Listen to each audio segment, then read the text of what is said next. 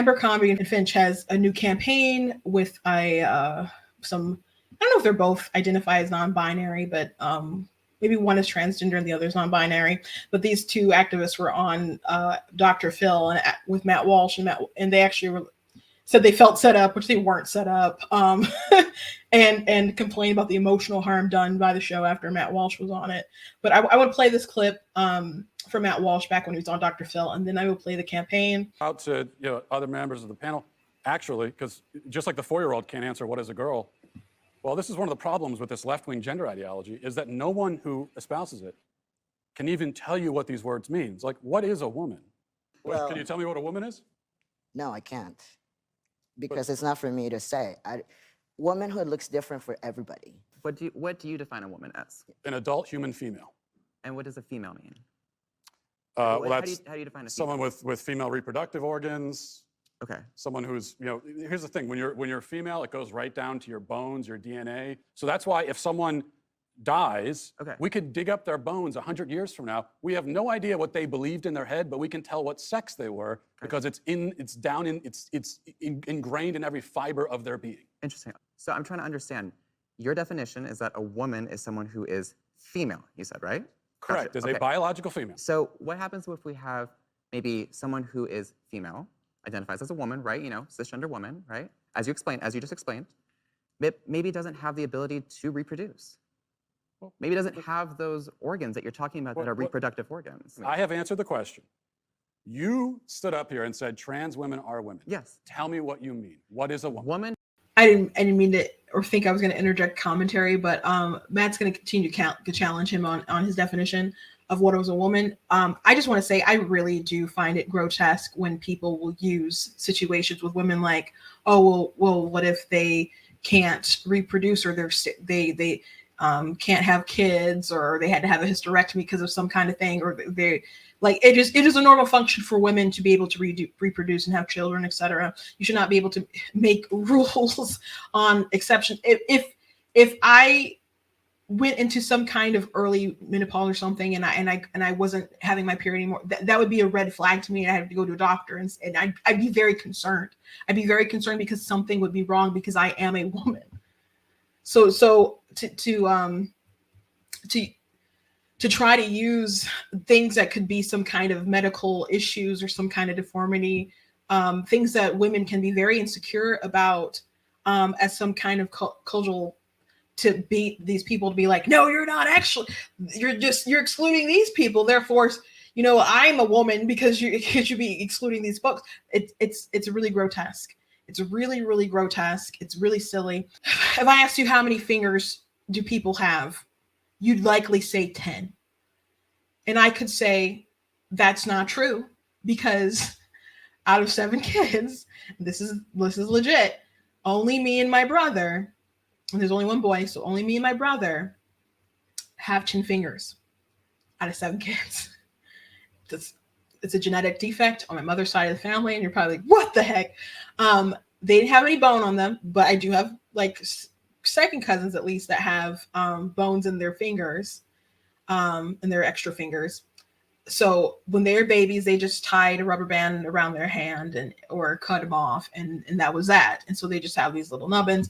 My sister right above me, she was born with 11 fingers, and my other siblings were born with 12. That is not a normal thing. So when someone asks me how many fingers are human beings born with, I don't say 11. I don't say 12. I say 10 because that is a normal thing. When my oldest sister, when my mom had her sonic, when she was born, my grandmother went to my dad and she's like, Gino, there's something wrong. There's something wrong with the baby. The baby has an extra finger. And he's like, yeah, I know. That's like runs on Isabella's side of the family. And she like hit him. She's like, why didn't you say something? Giving people the creeps. and when my sister had her baby, her first baby, the doctors were like, I guess they didn't, I don't know, I hadn't seen it or something before. So they were kind of concerned looking at the sonogram, like, and they just wanted to prepare her. And they're like, look, we found something. And she's like, I know it runs in my family. I got, I was born extra fingers too. So it's not normal to have 11 fingers, 12 fingers or whatever. So just because you might have some kind of abnormality with your chromosome, or because you have to have your you have to have a hysterectomy or something like that, or you're sterile from some reason, it doesn't give space for these men to come in and say, well, I'm a woman too because I can't reproduce, like these women that have something wrong with them can't reproduce. I find it grotesque. I really, really do. I dislike it, and I can't believe that so many people get away with it over and over again. Womanhood is something that, just as Ethan explained, I cannot define because I am not But myself. you used the word. So what did you mean when you said trans women are women if you don't know what it means? Right. So here's the thing. So I do not define what a woman is because I do not identify as a woman. Womanhood is something that is an umbrella term. It includes people That describes what? people who identify as a woman. Identify as what? As a woman. What is that? Was to each their own. Each woman, each man, each person is going to have a different relation with their own gender identity and define it differently. That doesn't, and so I'm not trans asking for women are women too. Okay. And you want to hold on. Trans You women want are to women. reduce. What, you listen, won't listen. even tell me You what want the to word reduce. means, though. So you that's want to the reduce problem. women. You want to reduce men down to maybe just their genetics, our genitals, No. our chromosomes, right? That's what you're What saying. you want to do is that's what we are what you want to do is appropriate women. You want to appropriate womanhood. Okay. And turn it into basically a costume that could be worn. Matt was totally right. They are wearing it like a costume that can be worn. And again, if it's just about how you identify, you wouldn't need to wear the costume. Dylan Mulvaney wouldn't be shaving his bones to look like a female.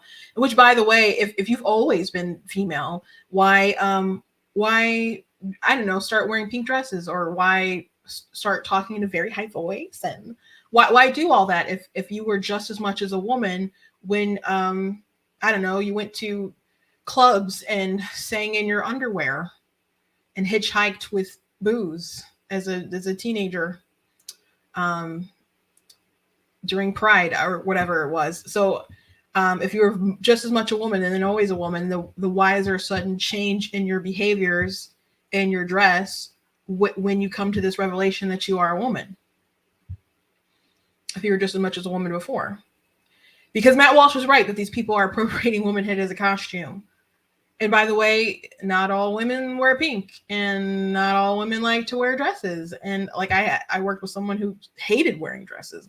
They would always wear pants, and they were very feminine, you know, but they just did not like dresses. So not all women like to wear makeup. I know I wear it for you guys when I come on here, but I don't love it.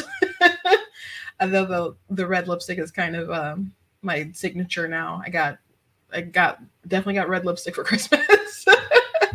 And it's very, because of how my lips are shaped, it's pretty easy for me to put it on. My sisters really hate it. Because they spend all this time like trying to draw it and just like boop, boop, boop, and then done. I want to show you guys this video from Abercrombie, because apparently these folks are now doing a campaign for them. Dylan Mulvaney's Tampax sent them something, and other trans people stuff, and they got in hot water with them. And I don't know how much heck people are going to raise for Abercrombie for this, but just wanted to show you with what we're promoting in the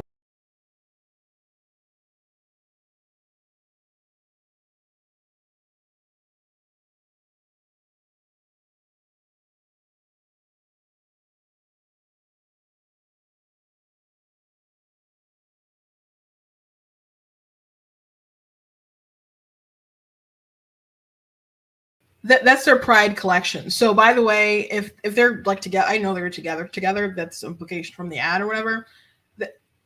They're a heterosexual couple, because the short one is a girl, and the tall one with the armpit hair is a man. So they've just had a long road. Oh my gosh.